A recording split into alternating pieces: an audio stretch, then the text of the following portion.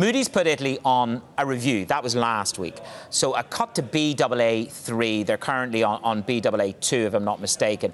A cut to Baa3 would send the yield, and I get this, to 5.72% based on like-rated bonds. That loss would grow to about 14%.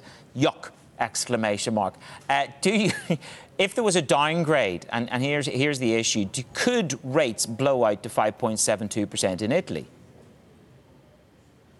Could they? Yes. Will they? I think it's unlikely. I think that's a meaningful move. And I think a like-for-like comparison doesn't take into account Italy's place within Europe and how well they'll be defended.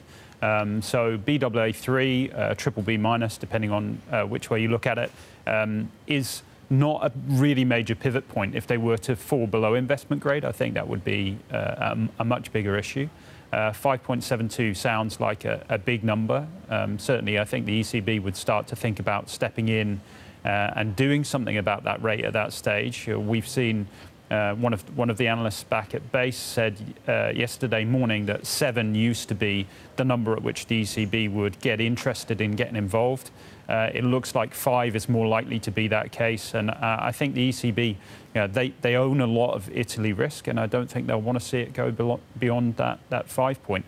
That having been said, could it have a 4 handle on it? Absolutely.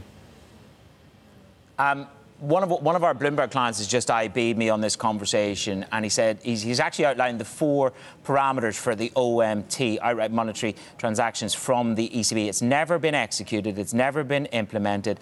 I'm trying to paraphrase without looking away from the camera, but one of them here is that there is a doom loop between bank balance sheets and sovereign bond holdings.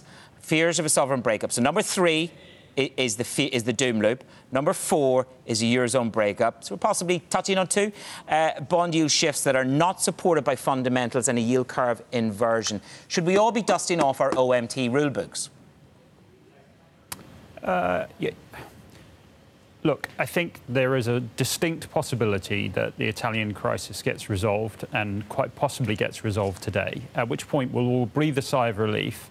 And I think yields will go back to levels which don't represent the amount of risk there is within markets. Okay. In my view, I'm a credit guy, so I'm reasonably bearish. But I do think the OMT gives the ECB a reasonable amount of power. And I think we need to remember that they own 340 billions worth of this stuff. And I think, they will get involved if they have to.